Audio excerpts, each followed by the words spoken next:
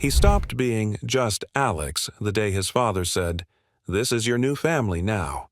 No warning, no gentle transition, just a living room full of strangers, a smiling woman he'd seen twice before, and two kids already calling his father Dad.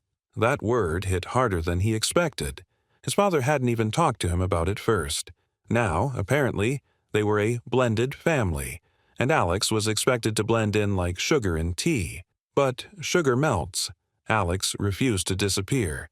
At 17, Alex was old enough to understand what was happening, but young enough that no one cared how he felt. He sat quietly through the announcement, nodded when prompted, and forced a smile that hurt his face. Inside, it felt like someone had flipped his world over and expected him to walk on the ceiling like it was normal. His mother had passed 4 years ago. The grief still sat inside him, heavy and quiet, like an old friend he no longer mentioned. His father had cried with him back then. Now he only laughed with someone else. It wasn't jealousy, exactly. It was displacement. The stepmother, Jenna, was nice enough in the way that felt studied and forced. She praised him too loudly at dinner for clearing his plate. She tried to hug him when she barely knew his birthday. Her children, Emma and Leo, were younger, 10 and 8, and they immediately accepted Alex as some kind of superhero big brother. He didn't blame them. They were kids, but their affection felt like sticky hands he couldn't shake off. The worst part was how quickly everyone fell into the roles assigned to them. Jenna became mom to Emma and Leo. His father became dad to them. And Alex? He became a responsibility, an older brother, a helper, a bridge between two families who never asked him if he wanted to build one. From the very beginning, Jenna expected cooperation, not by force, but through relentless politeness and guilt. Could you help Emma with her homework? She looks up to you. Would you mind watching Leo while I cook? It would mean so much. You're such a good big brother. It wasn't what she asked. It was what she never said aloud. You are part of this now, whether you want to be or not. At first, Alex tried. He helped Emma with math one night. She beamed like he'd given her a prize. Jenna noticed. See? You're so great with them. But that praise felt like a rope tightening around his neck. Every time he did something kind, it wasn't a gesture. It was a contract. A silent agreement that he had stepped into a role he never agreed to play. So he stopped. He stopped helping with homework. Stopped taking part in family dinners where Jenna insisted they go around and say what they were thankful for. He avoided the game nights, the group outings, the photo sessions. He stayed in his room, headphones on, door closed. And the more he distanced himself, the more the pressure increased. "You're hurting their feelings," Jenna would say, gently but firmly. His father said it too, but sharper. "Can't you just try, Alex? They're trying with you." But they didn't know how hard it was to be a guest in your own home, how strange it felt to be surrounded by laughter that didn't belong to you. Trying, for Alex, meant pretending. It meant lying. The emotional pressure mounted, slow but suffocating. Jenna never raised her voice. Her disappointment came in sighs and long stares. "I just want us to be a real family," she said once when he refused to join their vacation trip. "You're not even trying." He wanted to scream, "Why does no one see that I'm not ready?" But instead, he stayed silent. Silence was safer, until even silence became another thing they blamed him for.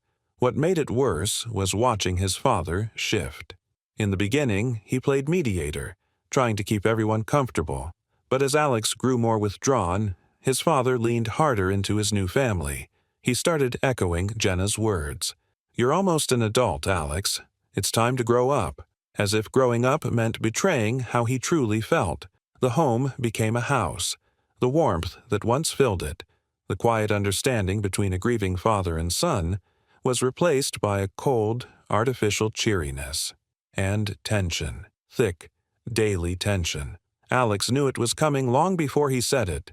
18 loomed on the horizon like a finish line. One night, after yet another passive-aggressive dinner, he told his father, "I'm moving out when I turn 18.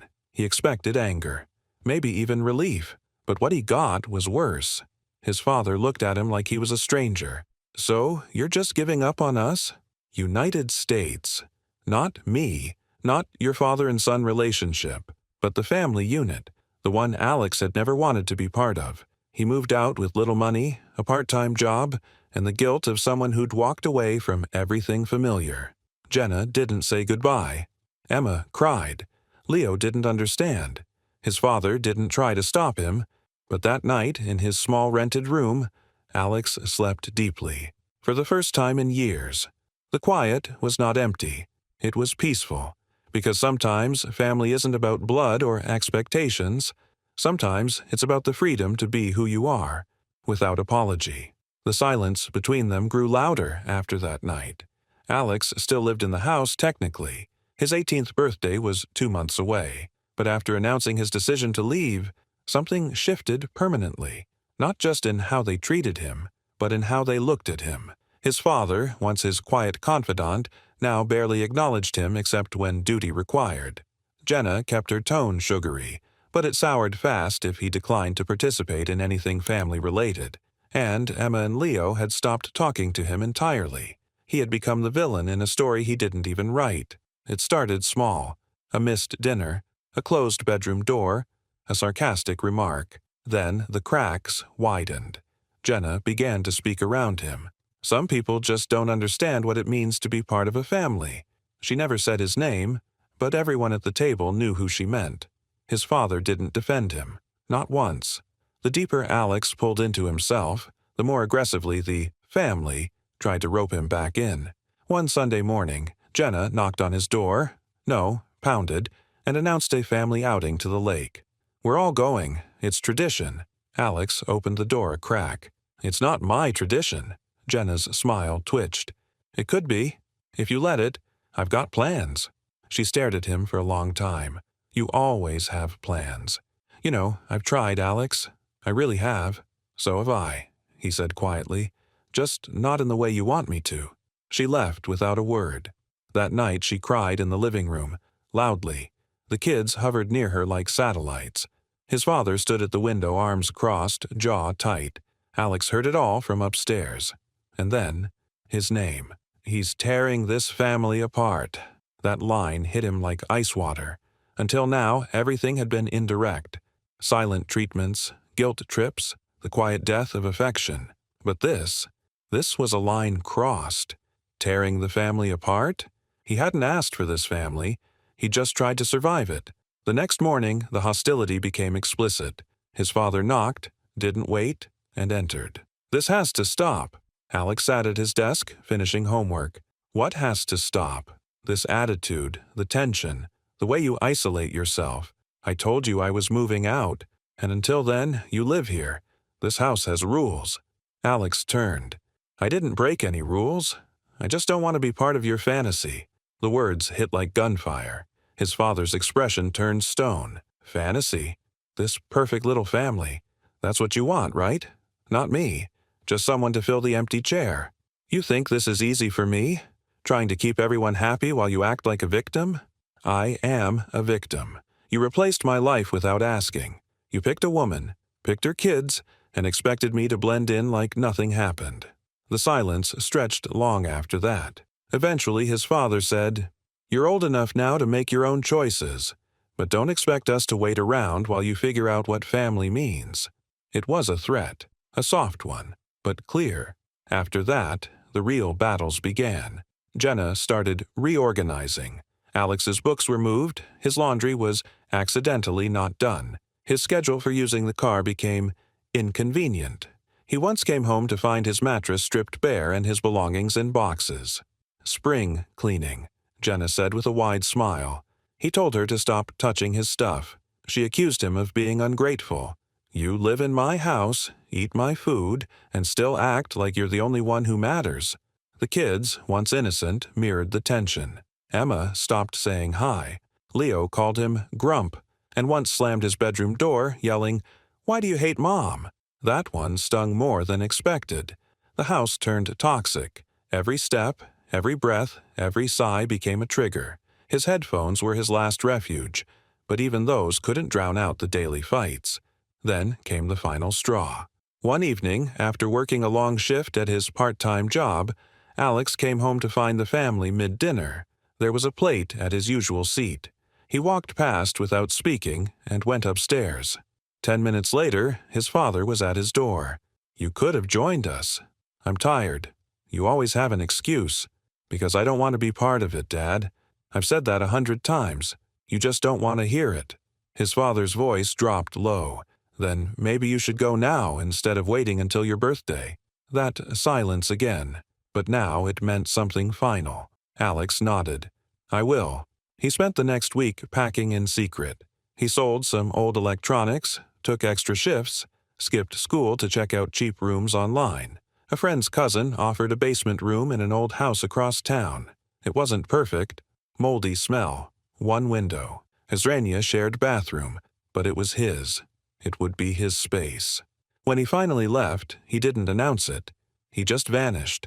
Left a note in his empty drawer. "I never asked for this. I never wanted to hurt anyone, but I can't keep pretending. I'm done pretending." No one called him that night. No one texted, not even his father. It was over. He lay on a lumpy mattress in a strange room that smelled like dust and independence and tried to breathe. His chest hurt, like something had been torn out. But underneath that pain, there was a strange stillness. Not peace yet, but the beginning of it. He had walked away from the war. And now, for the first time, the silence felt like his own. The walls felt thinner now, not because of the drywall, but because every word spoken inside that house cut through everything. There was no more pretense, no more pretending to be a work in progress, no more family game nights or careful optimism. What remained was the wreckage of what should have been a family, scattered like broken furniture after a storm. Alex stopped trying to be polite. One evening, the house was unusually quiet when he returned from school.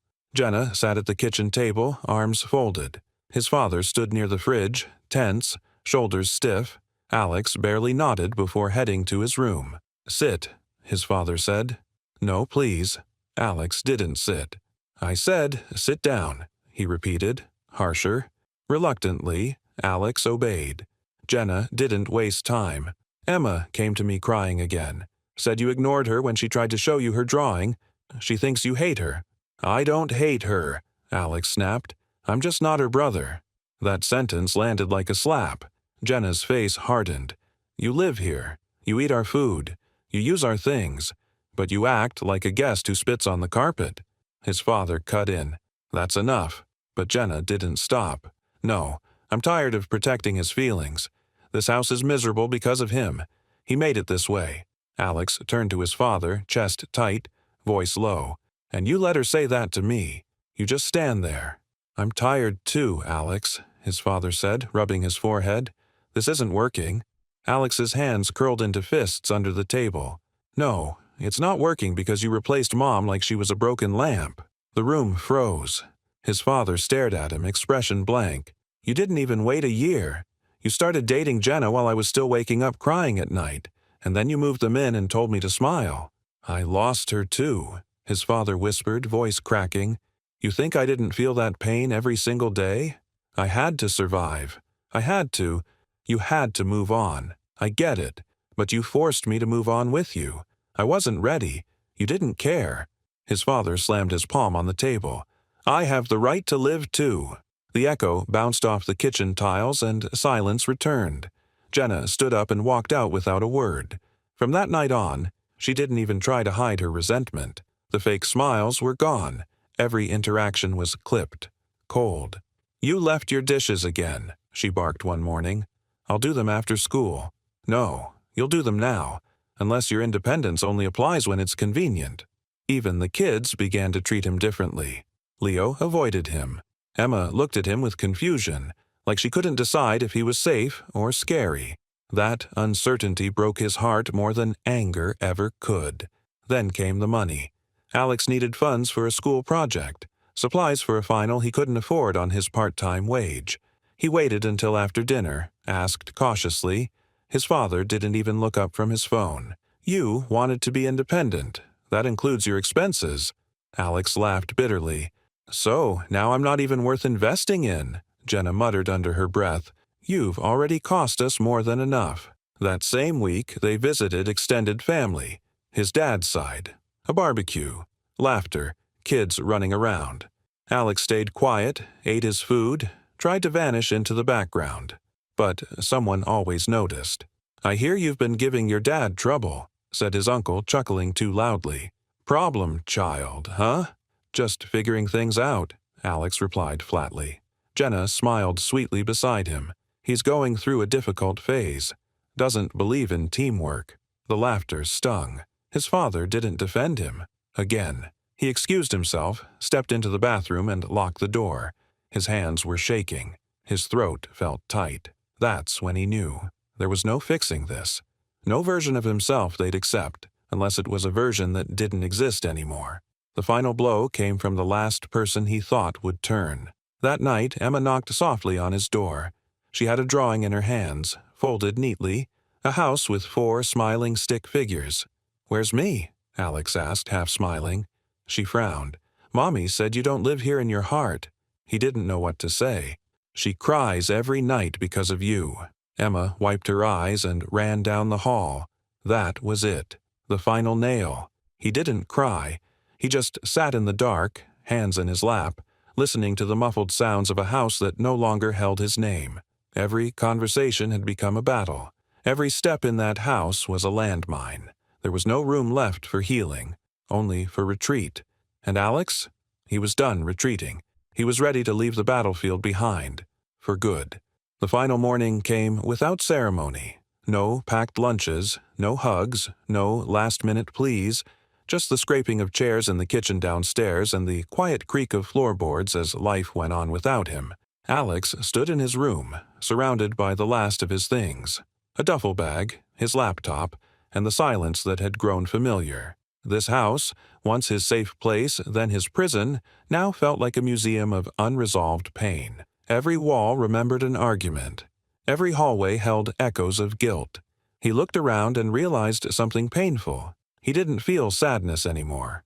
Only fatigue. He didn't say goodbye. His room, once covered in posters and books, was now stripped bare, as if erasing himself would make it easier for them. But he left one thing behind. A single photo of him and his dad at the beach, from before everything fell apart. Before Jenna. Before silence. He placed it on the nightstand like a tombstone. As he slipped out the door with his bag slung over his shoulder, no one noticed. Or so he thought. Leaving. His father's voice stopped him halfway down the driveway. Alex turned. His dad stood by the door in sweatpants and a coffee-stained t-shirt. His face looked older than it had 2 months ago. Alex nodded. "Yeah." A long pause. No wind, no birds. Just breathing.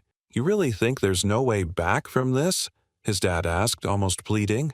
Alex bit back the anger. "You let her break me down in your house.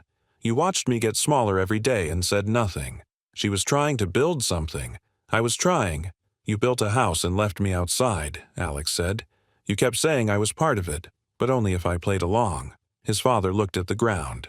"I didn't know how to do both. Be your dad and start over.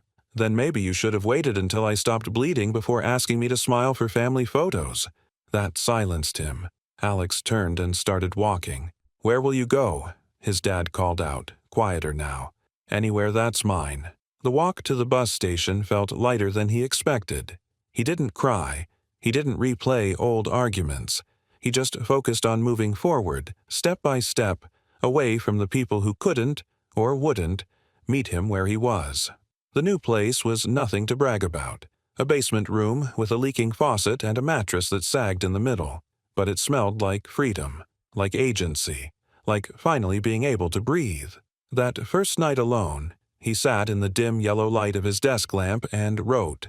Not for school, not for anyone else, just for himself. He wrote about guilt and anger, about being told to love people he didn't choose, about being cast as selfish when he finally stood up for himself. He wrote about how hard it is to grow in soil where no one waters you, and about how sometimes you have to rip out the roots to find new ground. And then he wrote something simple. "I'm not broken. I just refuse to disappear." In the weeks that followed, the silence was still loud, but it no longer felt like punishment. It felt like space, like time to remember who he was before he was labeled difficult, ungrateful, dramatic. He worked more hours, saved more money. He enrolled in community college and started taking classes he actually cared about: psychology, literature, digital art. He found himself again in pieces.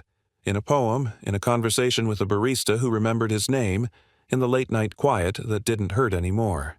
Jenna never called. Emma did, once. She left a voicemail, a soft, hesitant voice saying, "I miss you." He didn't call back. He wasn't ready. His father sent a text 3 weeks later. "I hope you're okay. We're here if you want to talk." But Alex didn't reply. Not yet. Maybe someday. Maybe never. The wound was too fresh. The scar too raw. Healing wasn't a loop. It was a road. And he had just started walking it. And despite everything, despite the mess, the heartbreak, the shouts and the silence, he didn't regret leaving. Because for the first time in years, Alex didn't feel like an intruder in his own story. He felt like the author,